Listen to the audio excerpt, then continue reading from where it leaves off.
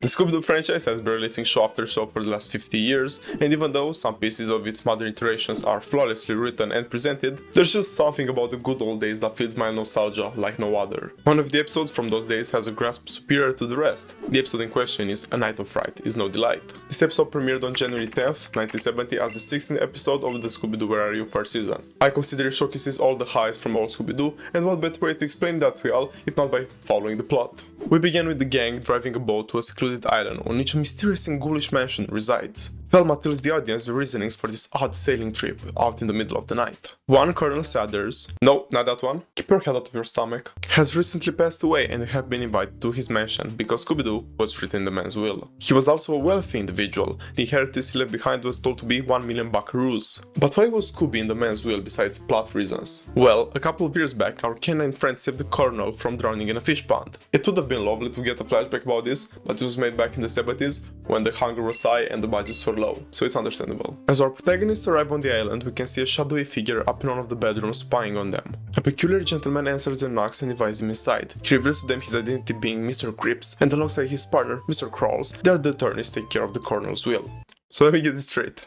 Their names are Cripps and Crawls. I know this was made for kids, but it's a bit too on the nose. Creeps and crawls. They sure picked the right lawyers for this job. What the fuck, that was my line. Mr. Cripps plays a record left behind by the Colonel, in which the millionaire says the following rules to receive a cut of the $1 million left behind. It's plain and simple, you just have to spend the night. But there's a twist. The house is haunted. And with that, Cousin Simple, Nephew Norval, Cousin Maldehyde, Cousin Slicker, Scooby and the gang go to their rooms. Just picture this. You have this lovely, rich, wealthy relative, and one day they die, and you go to receive your inheritance money, and you see a fucking dog you met one day randomly a couple of years ago, there, to get the cut. That would drive me insane a bit. I swear that's the plot of the second Garfield live action movie. If you stretch it a little and obviously replace the dog with the cat. The relatives of the Colonel also look like the sketchiest people ever, like one of them is called Cousin Slicker. And how the hell is that his nephew? He looks 70. How old was the Colonel? Fucking hell. Was consuming happiness and rays of sunshine? Shaggy fulfills his gluttonous urges while Scooby goes to take a bath. Look at that cute little bathrobe and slippers. Scooby ate with that. A perverted green ghost pops out from behind the bathroom tile to peep at Scoobert before pulling a switch of some kind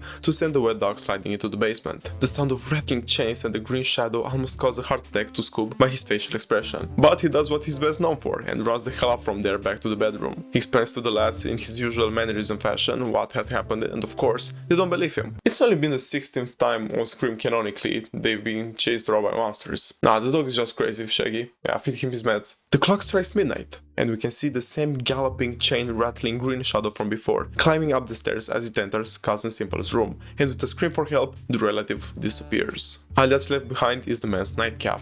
1 down, 4 to go. The shadow was nice enough to also leave a message on the cousin's mirror. How thoughtful of it. It said, the first is gone, the rest will go, unless you leave the island and row, row, row. Signed by the Phantom Shadow. Bros producing bars from beyond the grave, it's crazy. The gang are not gonna be fooled around by this nonsense, so they decide to set a trap for the Phantom using the most cursed Scooby-Doo fake-out mannequin you'll ever see as bait. Shagster and Scoobert act as the scaredy cats they are and hide outside on the drain pipe. Isn't that like a bit dangerous? You're a couple of floors above ground, like what if the Phantom comes and just pushes you? Oh, that's exactly what happens. Velma thinks he's Superman, so she tries to save the lads from certain death, but all 3 of them arrive in the cave below the mansion. Well, at least they survived. They search around for an exit and so they run into footsteps. Wait, phantoms don't leave footsteps. Shaggy tries to run away, but damn, look at that grip strength of Velma. They find several Civil War relics before a floating clothing article runs after them. Wait, what? Oh, it's Duck. They find an elevator and takes them upstairs, arriving in Cousin Slicker's room, where they do not find the cousin, but, as in Cousin Simple's case, they find his nightcap. They reunite with the rest of the gang and go to check on old relatives to find them missing, except for the nightcaps. What the hell does the Phantom have against nightcaps? But yeah, it's 4 down, 1 to go. So of course they did the logical thing and hid in a closet all night, so in the morning they win the $1 million and be happy and rich for the rest of their lives. But no, that would have been way too easy and logical. Let's go ghost hunting instead. Wow, what a night for a fright! No, Daphne. It's A Night of Fright is No Delight. Get the title right. Like all that's missing is a spooky organ. And I love Shaggy. They go to check the organ and instead of the player, they find a music book with text written on it. Feed the organ and watch the floor. Fucking hell, it's just clue after clue. Who does this Phantom think he is? Scooby starts dancing on the organ and of course, duels are closing in. Like how could they not, right? He stops it by dancing on it again and Velma puts together the pieces in no way I ever would have thought and played the musical notes F, E, E, D. which opened a hidden passage in the floorboard. They go down the stairs into a hidden catacomb where they spot 5 coffins, 4 with the relatives in them and the final one dog-shaped. Okay, what the actual fuck? They don't have time to process what's happening because a mysterious and spine-shivering laughter can be heard. It's the shadow, which turns out to be a green ghost. But wait, double it! There are 2 green ghosts! Such an awesome reveal. You see Scream, Scooby-Doo did a double masked figure before you. These frames are ingrained in my head as a Scooby-Doo fan. The maniacal laugh of the green ghosts as they pop into screen with those rusty, rattling chains. Such great monsters. They do a classic Scooby-Doo chase in which involves using different items around to slow down the monsters, the canine human duo dressing up and other shenanigans before Shaggy and Scooby heroically catch the villains in a flying washing machine. Man, I just love Scooby-Doo. The green ghosts are revealed to be Mr. Creeps and Mr. Crawls. What? No way, nah, you are fooling with me. Really? I guess you're trying to teach kids to pick up on patterns and they would have been like, those attorneys surely do have some weird names, right? But yeah, it's cool. They want to scare all the relatives of the island so they keep the fortune to themselves, because I guess that's how it works in terms of inheritance. I'm sorry, but if I were in that position, nothing is getting me off that island. $1 million!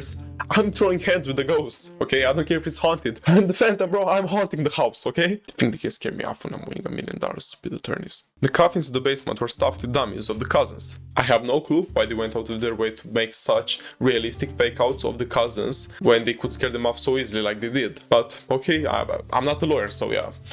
What matters now is that the day is rescued and that Scooby has scored $1 million. Let's see our canine friend open the suitcase. It's Confederate money. It's all fucking Confederate money. Holy shit, that Colonel is an asshole. In his mind, he invited the relatives and Scooby to make fun of them. He told them the house was haunted and shit like that, so they spent the whole night there shitting themselves. In the morning, they'd find out that the money is not legal tender. At least Scooby got a bone for all the trouble.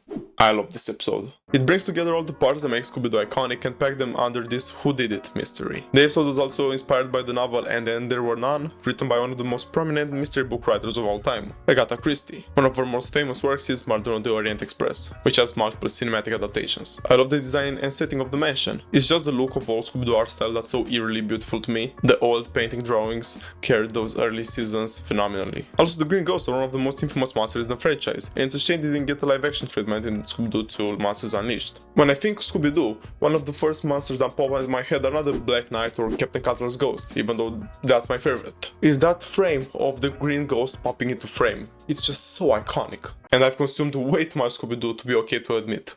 So you can take my word for their iconicness. One thing I would have preferred more is if they'd have more screen time, even though I love the shots of them scurrying around in the shadows with the rusting chains wrapped by their wrists. Ever since we got the reveal of them being actual ghosts, we only had the chase scene and the climax where they got caught. At least we had a beautiful build up to the action. I like how we started with our gang already on their way to the mansion. We usually just see them driving the mystery van and randomly counter a mystery for the 50th time in a row, wasting some precious time that could have been spent on the mystery. The gang wasn't just driving down the highway and running into circus runaways or some shit like we've seen before. They were invited to a designated location where creeps wanted to dress up to steal the money. They were dragged into a mystery opposite to their usual nature of them going out to the middle of the night searching for them. And I just like that. It's a pet peeve of mine. It makes the mystery feel more reasonable. If you have more choices about Scooby-Doo's best and most iconic episodes, I suggest you leave them in the comments below. I'd love to go through your suggestions. And whilst you're down there, how about leaving a like and subscribe? It will help me out massively. Until next time, have a good day guys, stay safe, bye.